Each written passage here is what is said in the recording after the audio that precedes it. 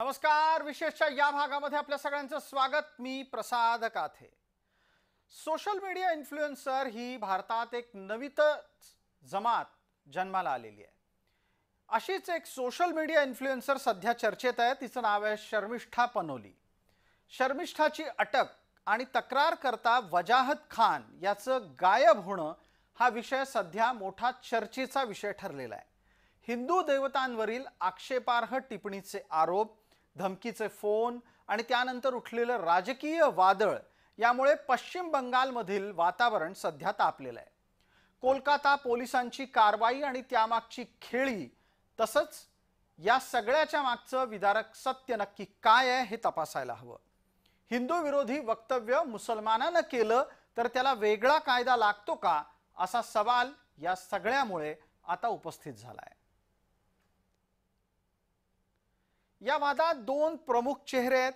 एक आहे शर्मिष्ठाचा, दुसरा आहे वजाहतचा. पुण्यात कायदा शाखेचा अभ्यास करणारी 22 वर्षाची विद्यार्थिनी आणि इन्फ्लुएन्सर शर्मिष्ठा पनोली हिला 30 मे रोजी गुरुग्राम इथून कोलकाता पोलिसांनी तिच्या राहत्या घरातून अटक केली. गार्डन रीच पोलीस स्टेशनमध्ये 15 मे रोजी तिच्या विरोधामध्ये दाखल झालेल्या तक्रारीच्या नुसार ही कारवाई करण्यात आली होती. शर्मिष्ठाच्या विरोधात तक्रार करणारा वजाहत खान आपल्याला दुसऱ्या चित्रामध्ये दिसतोय.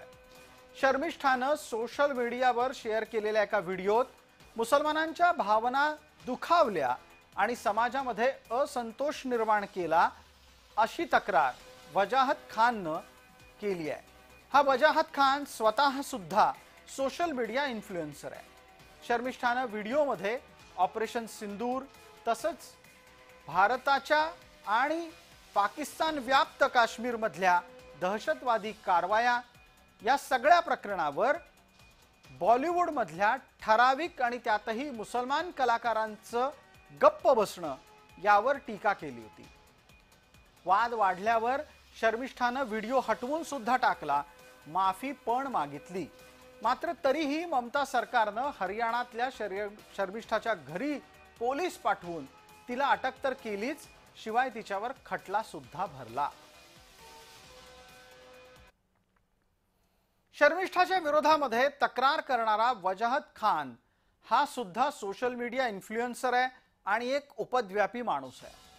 शर्मिष्ठा पनोली हिच्या विरोधात तक्रार करणारा वजाहत खान अनेकदा हिंदू विरोधी वक्तव्य करताना स्पष्टपणे दिसतो. त्याची काही वानगी दाखल सोशल मीडियावरची ट्विट आपल्याला स्क्रीनच्या एका भागात दिसतायत, दुसऱ्या भागात त्याचा फोटो आहे. अशा अनेक सोशल मीडिया पोस्टमध्ये वजाहतकडून हिंदूंच्या भावना दुखावणारा मजकूर लिहिला गेलाय. कोलकाता पोलिसांनी वजाहत खान याच्यावर हिंदू देवता, सण आणि रीतिरिवाज यांच्याबाबत आक्षेपार्ह टिप्पणी केल्याचा आरोप ठेवला, गुन्हा दाखल केला. मात्र शर्मिष्ठाला अटक करणाऱ्या कोलकाता पोलिसांनी गुन्हा दाखल असून सुद्धा वजाहत खानवर कारवाई मात्र केली नाही.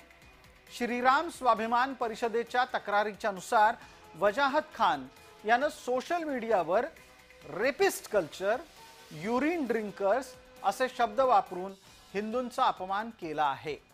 मंदिरं, सण आणि हिंदूंच्या अनेक धार्मिक प्रथांवर सुद्धा त्याच्या टिप्पण्या अश्लील आणि आक्षेपार्ह राहिल्या आहेत. त्यामुळे वजाहत खानवर गुन्हा दाखल करण्याची मागणी होत होती. गुन्हे दाखल झाले सुद्धा, पण ममता सरकार त्याला अटक करताना दिसलं नाही.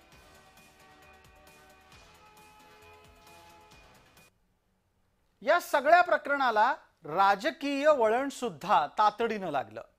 वजाहत खानच्या विरोधामध्ये गुवाहाटीमध्ये, दिल्लीमध्ये, आसाममध्ये तक्रारी नोंदवल्या गेल्या.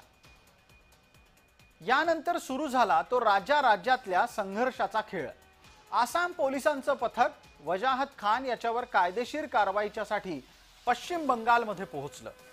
बंगाल पोलिसांनी आसामच्या पोलिसांना सहकार्य केलंच नाही. वजाहतची अटक टळेल कशी याच्यासाठी जणू काही कोलकाताचे पोलीस काम करत होते असा आरोप नंतर झाला. आसामचे पोलीस वजाहत खानला पकडू शकलेच नाहीत, कारण आसामचे पोलीस येण्यापूर्वीच वजाहत गायब झाला होता. या प्रकरणामुळे आसामचे मुख्यमंत्री हिमंता बिस्व शर्मा यांनी प्रतिक्रिया दिली, संताप व्यक्त केला। हिमंता म्हणतात की वजाहत खान गायब आहे आणि त्यामुळे हे प्रकरण खरोखरच गंभीर बनलेलं आहे। वजाहतला पाठीशी कोण घालतंय असा प्रश्न सुद्धा हिमंता बिस्व शर्मा यांनी उपस्थित केलाय।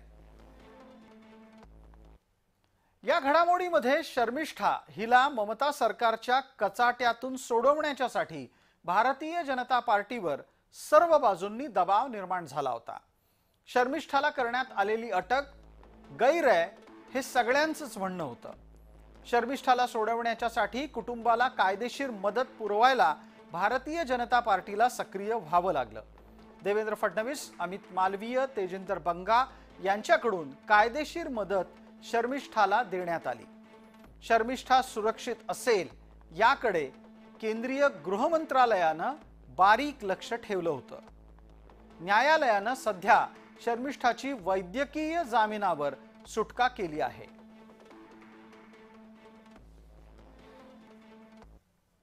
बहुत अच्छा लग रहा है कि बेटी मतलब कोई भी बाप नहीं चाहेंगे अपना बेटी जेल में रहे। We feeling very happy. उसकी मॉम भी है, वो तो काफी टाइम रो भी रहते हैं, तो now she is very happy. उसकी तबीयत खराब थी जैसे आपने हाँ, तो दो एलिमेंट थे। हमने बोला कि उसमें किडनी का प्रॉब्लम प्लस ADHD, वो अटेंशन हाइपर डिसऑर्डर बोलते हैं उसको। मेडिसिन बहुत जरूरी है, तो जैसे आएंगे हमको उसको मेडिसिन खिलाना पड़ेगा, क्योंकि हमारे पास प्रिस्क्रिप्शन नहीं था। प्रिस्क्रिप्शन ना होने की वजह से जेल उनको मेडिसिन नहीं दे रहा था एक्चुअली। देखिए, ये देश में अभी गलत चल रहा है कि आप अरेस्ट कर लेते हैं बच्चों, स्टूडेंट्स को। कोई ये रियलाइज नहीं कर रहा कि स्टूडेंट्स जो हैं उनका एक्सपोजर बहुत, तो वो जो देखते हैं वो बोलते हैं। इस केस में भी इस लड़की को यही नहीं पता कि नबी क्या चीज होती है। उसको पता है कि मोहम्मद खुदा है, नबी खुदा है, ये उसको पता ही नहीं है। और वो किस ग्राउंड पे बोला उसने जो बोला, क्योंकि मुल्लाओं के उसने वीडियो देखे हैं जो इस तरह की, तो उनके ऊपर कोई एक्शन नहीं होता। इन बच्चों को पता नहीं है कुछ, ये बच्चे इतने पढ़े लिखे नहीं है। हिंदुस्तान और पाकिस्तान की लड़ाई चल रही है, वो अपना हिंदुस्तान को डिफेंड कर रहे हैं। उसमें कभी कभी एक वो 5-10 सेकंड का अगर वो निकाल दो तो उसने कुछ गलत होना का। आता या सर्व घडामोडींमध्ये महत्त्वाचा प्रश्न उपस्थित झालाय तो वजाहत खानच्या ठाव ठिकाण्याबद्दल। वजाहत मोकाट आहे, तो खरोखरच गायब झालाय का हा प्रश्न उपस्थित झालाय, कारण तशाच प्रकारचं वातावरण दिसतं आहे। वजाहत पोलिसांच्या पासून पळ काढतोय का हा प्रश्नही आहे आणि या निमित्तानं ममता सरकारच्या कामकाजावर प्रश्न उपस्थित होत आहेत। वजाहतला धमक्या येत आहेत असं तो म्हणतो, पण त्या खऱ्या आहेत का? केवळ सहानुभूती मिळवण्यासाठी तर त्यानं हा बचाव निर्माण केला नसेल, हा बनाव रचला नसेल ना, असाही प्रश्न आहे। ममता सरकार वजाहत खानची पाठराखण करते का या प्रश्नाला अद्याप उत्तर सापडलेलं नाही। ममता सरकार वजाहत खानची पाठराखण करते का हा प्रश्न का उपस्थित होतो हे लक्षात घ्यायला लागेल। तर हा प्रश्न याच्यासाठी उपस्थित होतो कारण तसं वर्तन ममताच्या कडून अर्थात ममता सरकारकडून घडताना दिसतंय।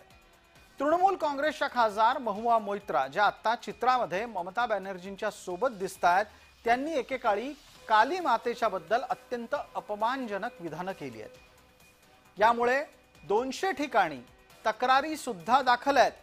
असं असताना देखील ममता बॅनर्जींकडून महुआ मोइत्रा यांच्याबद्दल कोणत्याही प्रकारची कारवाई होताना दिसलेली नाही।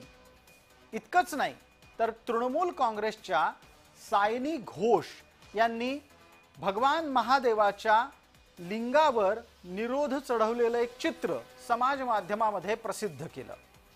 त्यांच्या या समाज माध्यमातल्या पोस्ट विरोधातही तक्रारी झाल्या, पण त्यावरही कारवाई झालेली नाही।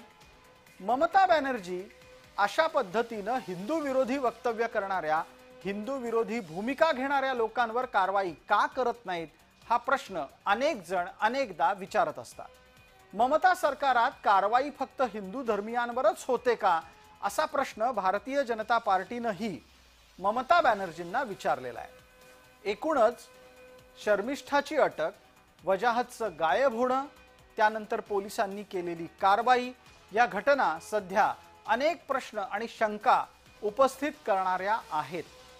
धार्मिक भावना आणि त्यामागचं राजकीय वातावरण हे गंभीर स्वरूप धारण करतंय.